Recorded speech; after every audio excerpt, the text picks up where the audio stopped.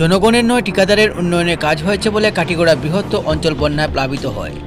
সোমবার ইন্দো বাংলার কাটিগড়া সীমান্তের বন্যাক্রান্তদের খোঁজ নিয়ে কথাগুলো বলেন বিরোধী দলনেতা দেবব্রত শইকিয়া। তিনি দলবল নিয়ে বন্যায় বিধ্বস্ত এলাকাগুলো পরিদর্শন করেন।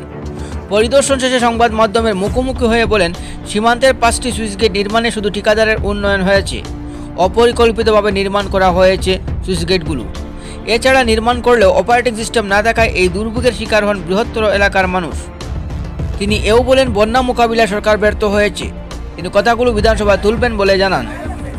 এদিকে উত্তর করিমগঞ্জের বিধায়ক কমলাক্ষ দেব প্রকাশত বলেন, ত্রাণ বিতরণে অনিয়ম হয়েছে। কংগ্রেস বিজেপি থেকে ত্রাণ বিতরণ করা হয়েছে বলে অভিযোগ তুলেন তিনি।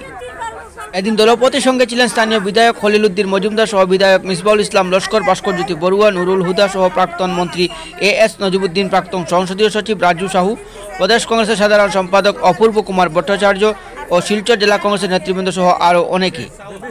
এদিন দেবব্রত শইকিয়া বিভিন্ন শিবিরে গিয়ে বানবাসীদের খোঁজ নেন। বড়খোলা থেকে জুমিনাতে হয়তো সরকারত নাই, মোৰ কাম হল সরকারে করা ভুল ত্রুটি আঙুলিয়াই দিয়া। আমি আজি বিরোধী দলের বিধায়ক নুরুল হুদা, ভাস্কর বড়ুয়া, কমলাক্ষ দেব পুরকায়স্থ, আমার স্থানীয় বিধায়ক খলিল সাহেব, মিসবাউল ইসলাম বরখলার আর ভাস্কর বড়ুয়া, আমি সকলো আহিছোঁ।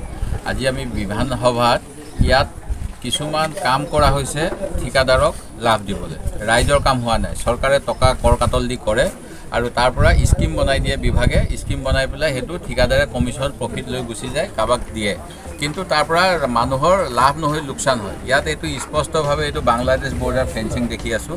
ইয়াতে যিমান জাগা 4-5টা চুইচ গেট বনালে যোৱা সময়ত PWD বা ৱাটাৰ ৰিচোৰ্চে কোনো প্লেনিং নোহোৱাকৈ বনালে, যাৰ ফলত এতিয়া বন্ধ হৈ আছে। ইয়াত অপাৰেট কৰিবলৈ মানুহ নাই। আজি যদি অপাৰেট কৰিলে হয়, মানুহৰ ঘৰ জলমগ্ন নহ'ল হয়, খেতিপথাৰ নষ্ট নহ'ল হয়। এতিয়া এইটো কোনো প্লেন নোহোৱাকৈ কৰিছিলে কামটো, কোনোবা ঠিকাদাৰক খুচি কৰিবলৈ কোনোবাই, আৰু তাৰপিছত চৰকাৰে এইটো দায়িত্ব ল'ব লাগিছিল। যিটো হ'ল যে ৰাইজক সুযোগ সুবিধা দিয়া, এই চৰকাৰে এইটো বিফলতা কৰিছে। আমি এইটো বিধানসভাত এইটো আমি ৰেজ কৰিম আৰু এইটো ডিপাৰ্টমেণ্টক জবাবদিহি কৰিম। এই অঞ্চলটো আমি DCৰ পৰা ৰিপৰ্ট ল'ম আৰু ভৱিষ্যতে যাতে এনেকুৱা নহয়, কাৰণ ইয়াত লিখা আছে এইটো ৱাটাৰ ৰিচোৰ্চ ডিপাৰ্টমেণ্টৰ, এইটো কোনোবা এটা স্কিমত তেওঁলোকে কৰিছে। এই আপোনালোকে ইয়াতে লিখা আছে WID। সেই গতিকে যিটো ৱাটাৰ ৰিচোৰ্চ ডিপাৰ্টমেণ্টৰ দৰকাৰ আছে সেইবিলাক মেইনটেইন কৰা, বৰষুণৰ সময়ত পানীৰ সময়ত খুলি দিয়া, মেনেজমেণ্ট কৰা। ৱাটাৰ মেনেজমেণ্টটো ইয়াত হোৱা নাই, তাৰ ফলত আজি জনগণে দুৰ্ভোগ ভুগিছে। আমি এইটো বিধানসভাৰ যি কমিটি আছে, কমিটিত এইটো আমি দৃষ্টিগোচৰ কৰিম যাতে ভৱিষ্যতে এনেকুৱা নহয়। বানাক্ৰান্ত পৰিস্থিতিটো অধ্যয়ন কৰিবলৈ আহিছোঁ, কিন্তু অতি দুখৰ কথা যোৱাকালিৰ পৰা লক্ষ্য কৰিছোঁ, অসমত বানপানী হোৱাটো নতুন কথা নহয়, কিন্তু চৰকাৰ এখনে বানপানী হ'ব বুলি জনাৰ বিষয়টো প্ৰত্যেক বছৰ বান অহাৰ আগতে এটা সভা এখন অনুষ্ঠিত হয়, বিষয়া পৰ্যায়ৰ বৈঠক অনুষ্ঠিত হয় যে how to prevent the flood. কিন্তু বৰ্তমান চৰকাৰখনৰ এইবিলাক কথাত গাত লগা নাই, আৰু গাত নলগাৰ বাবেই আজি এই যে কাটিগড়া সমষ্টিৰ আজি যে আটাইতকৈ বেছি ক্ষতিগ্ৰস্ত হৈছে, কাৰণ ইয়াত কৃষিজীৱী ৰাইজ খেতি বাতি কৰি থাকে। একমাত্ৰ কাৰণ হৈছে যে কাছাৰ জিলা প্ৰশাসনে তেওঁলোকে যিটো ধৰণে ইয়াৰে এই চুইচ গেটসমূহৰ অপাৰেট কৰিব লাগে, সেই ধৰণে অপাৰেট নকৰাৰ কাৰণেই আজি ইয়াত এই বানাক্ৰান্ত ৰাইজে ভুগিব লগা হৈছে।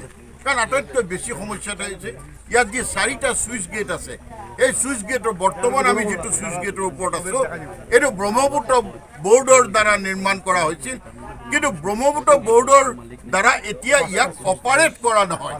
আৰু এই অপাৰেট যদি সঠিকমতে হ'লহেঁতেন তেনেহ'লে পানী ব্লক নহ'লহেঁতেন আৰু পানীয়ে এই অঞ্চলটো আজি ডুবাই নেপেলালেহেঁতেন।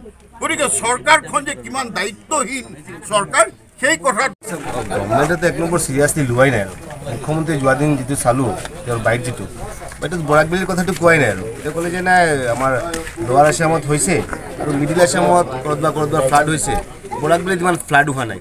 ডেট মিনছ তেখেতে কনচাৰ্ণেই নহয় বৰাকবেলীৰ ফ্লাড বুলি। সেইটো কাৰণে মই ভাবোঁ যে আমাৰ এজন বিধায়ক হিচাপে আমাৰ ৰেছপনচিবিলিটি হৈছে কথাখিনি আমাৰ মানে মানুহৰ সন্মুখত বা গভৰ্ণমেণ্টক জনোৱা। একৰ্ডিংলি আমি জনাইছোঁ। একৰ্ডিংলি আজি প্ৰত্যেকটা ৰিলিফ কেম্পত আমি ভিজিট কৰিছোঁ, কিন্তু আমি দেখা পালোঁ যে ৰিলিফ কেম্প যিবিলাক আছে সেইবিলাক মাজত আমাৰ পাৰ্চেলিটি, ক'ৰবাত আপোনাৰ আলু দেওয়া হৈছে, ক'ৰবাত তেল দেওয়া হৈছে, ক'ৰবাত বেবি ফুড দেওয়া হৈছে।